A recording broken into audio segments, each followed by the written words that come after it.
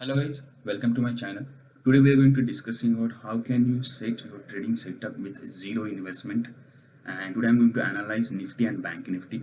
In the next video we will analyze stock specific ideas. How can you find stock specific ideas?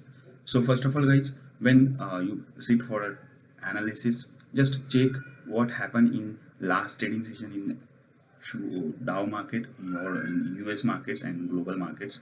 Then check uh, real-time index futures what they do right now. uh, Probably they will in plus, they will minus, so you will get a brief idea about that, means what market trend right now और market किस प्रकार चल रहा है, किस प्रकार US market move हो रहे हैं. सो इसमें आपको चेक करना है निफ्टी फ्यूचर्स जो चलता है वो, एंड डाउ जोन्स का फ्यूचर जो चलता है वो. एक बार आप कोरिलेशन समझ लोगे तो आपको इजी टू अंडरस्टैंड हो जाएगा कि प्रीवियस क्लोजिंग क्या थी एंड अभी क्या चल रहा है, एक्चुअल क्या है. इसमें मैं आपको बताना चाहता हूँ कि ये सिर्फ आपको एक ट्रेंड समझने के लिए करना है, ना कि आप इसके बेसिस पे ट्रेड कीजिए कि ये ऊपर जा रहा है तो बाइंग ही है या नीचे जा रहा है तो सेलिंग ही है. मार्केट के अंदर कभी भी एक ही चीज़ नहीं होता है, मार्केट दोनों भी साइड में अपॉर्चुनिटी हर टाइम में देता है. सो आपको कंसिडर करना है कि सिर्फ क्या ये बुलिश है या बेरिश है. सो इसके हिसाब से आप अपने जो वैल्यूएशन, आपके जो एंट्री एग्जिट पॉइंट है उसको मॉडिफाई कर सकते हैं. देन गाइज हम आते हैं निफ्टी के चार्ट के ऊपर. निफ्टी के चार्ट के ऊपर आते ही फर्स्ट ऑफ ऑल आपको दो चीज़ें चेक करनी है कि निफ्टी की क्लोजिंग किस प्रकार हुई है, स्ट्रेंथ है, वीकनेस है, ये आपको प्रीवियस कैंडल से ही समझ में आ जाएगा. Once you come to Nifty chart, you need to check what happened in last trading session on a daily chart. I'm using daily chart. A lot of people ask me why you use daily chart for intraday, because I'm confirmation trader and I want proper entry and exit. I don't want every 5 minutes entries or 5-minute exit. I want proper entry exits. So first check what happened in Nifty 50s chart on candle. Then add simple moving average of 7 and 21, because I'm using these moving averages because 7 and 21 is a cyclical number. Then add DMI, it means ADX, directional moving averages, add. And then add RSI 14th RSI for just confirmation of strength. I'm using ADX for indication, moving averages for the support and resistance sort of time, and I am using support and resistance in uh, candlestical basis also. Sometime I use price action in Bank Nifty. If you see those who are comfortable with price action or those who know price action, I got a supply zone here, I got a distribution zone here, so I got perfect entry after confirmation in Bank Nifty. Second thing, after setting these all indicators, go and check open interest in Nifty and Bank Nifty. First, in Nifty I have a highest open interest for tomorrow in 10,000 level, on 10,000 level in call side. And if you see in on put side, I don't have that much open interest till 9,800. So I have a space on a downside.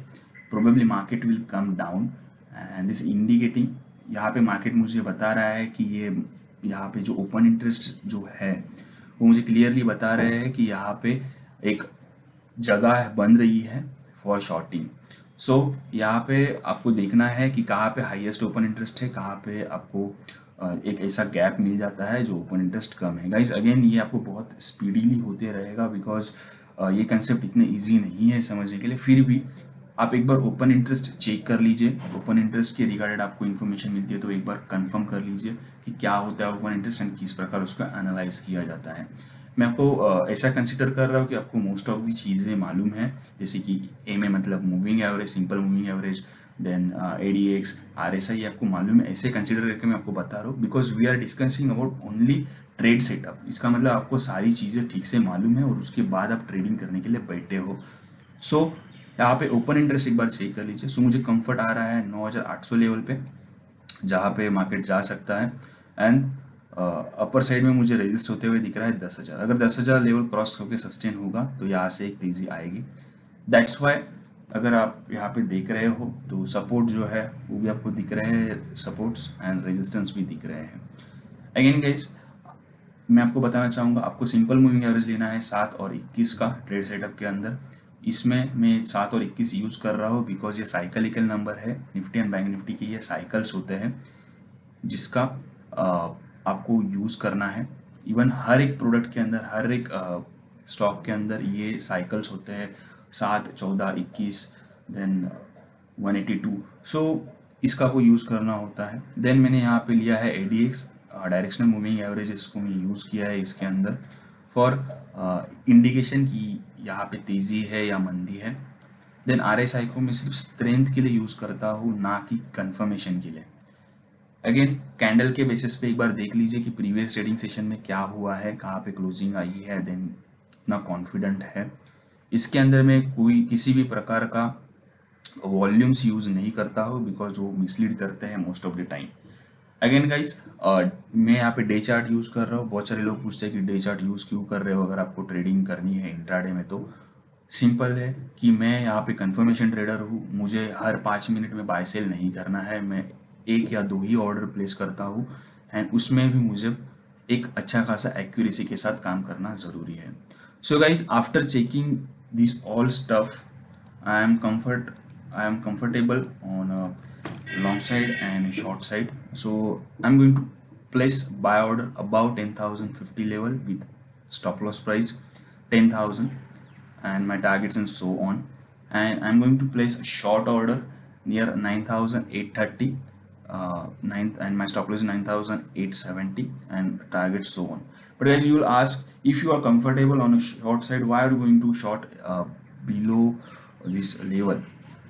The guys, this is a good question, but I like to say that once market open, if market have that much cushion on a downside, they will definitely open near 9,900 or 9,850 level. So I don't want to take any uh, impulsive trade because of it's trading below my rate. So I'm a confirmation trader. I'm going to place short order below this level itself. So guys, again I'm using a spot chart for a analysis and I'm going to take order in future chart. Again somebody will ask me, why are you checking a spot chart, why are not checking future chart? Again guys, अगर मैं यहाँ पे spot chart use नहीं करूँगा तो मुझे जो previous जो डेटा है वो मुझे यहाँ पे नहीं दिखेगा। That's why I am using spot chart.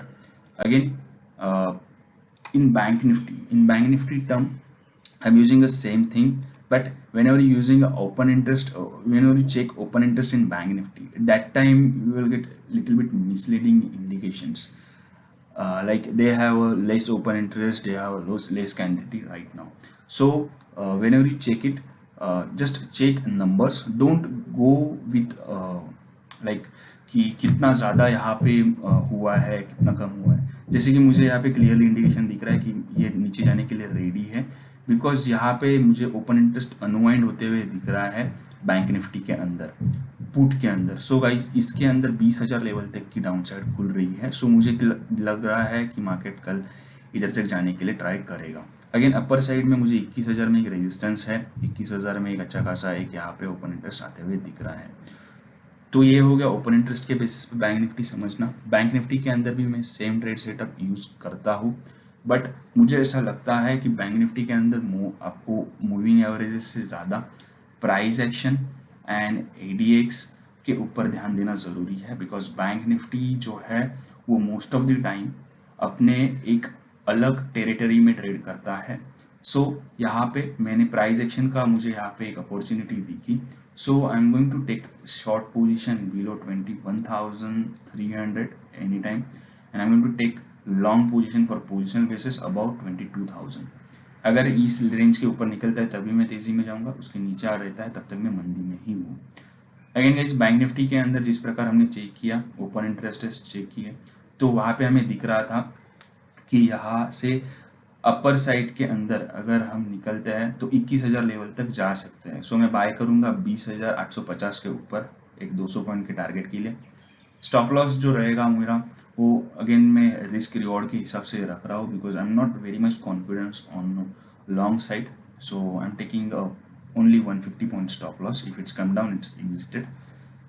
On a short side, again I'm very much comfortable, so I'm going to short below 20,300 and my stop loss is 200 points and my target is so on.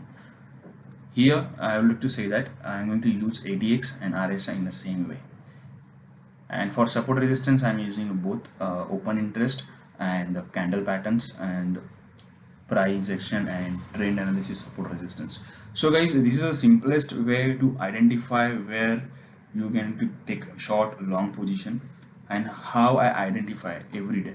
किस प्रकार मैं हर रोज ये ढूंढता हूँ ये आपको भी समझ में आया ही होगा। इसके अंदर कोई भी बहुत बड़ा रॉकेट साइंस नहीं है, आपको सिर्फ 3 चीजें समझ के लेनी जरूरी है अगर आपको इस ट्रेड सेटअप के साथ काम करना है। तो पहली चीज जो है कि मेरे जो अदर मार्केट्स है उनके साथ कोरिलेशन कैसा है निफ्टी एंड बैंक निफ्टी का, रादर बैंक निफ्टी निफ्टी का आपको कोरिलेशन समझ के लेना ज़रूरी है। सेकेंड चीज़, ओपन इंटरेस्ट चेंज किस प्रकार होता है, ओपन इंटरेस्ट किस प्रकार रीड किया जाता है वो। And third and most important thing कि ADX का आप किस प्रकार यूज़ कर सकते हैं, बिकॉज मैंने देखा है बहुत सारे एनालिस्ट इवन बहुत सारे इंडिविजुअल्स रिटेल्स इसका यूज़ नहीं करते हैं, but this is one of the indicator जिसका सबसे ज़्यादा एक्यूरेसी है। So thank you guys, thank you for giving me this opportunity. If you have any doubt, just ask on a below link. There is one link. You can directly connect to me. और अगर आपको और भी कुछ है तो आप comment में पूछ सकते हैं। अगर इस वीडियो अच्छी लगी तो लाइक कीजिए, सब्सक्राइब कीजिए चैनल को और ज़्यादा से ज़्यादा इसको शेयर कीजिए, बिकॉज ये जीरो कॉस्ट ट्रेड सेटअप है जिसका आपको बेनिफिट मिल सकता है। Thank you guys, thank you for giving me this opportunity.